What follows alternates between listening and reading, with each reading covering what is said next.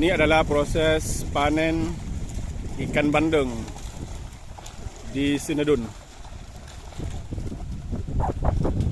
Ini ikannya ukurannya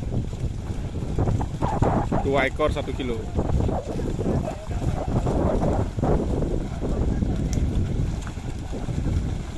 Luar biasa ya.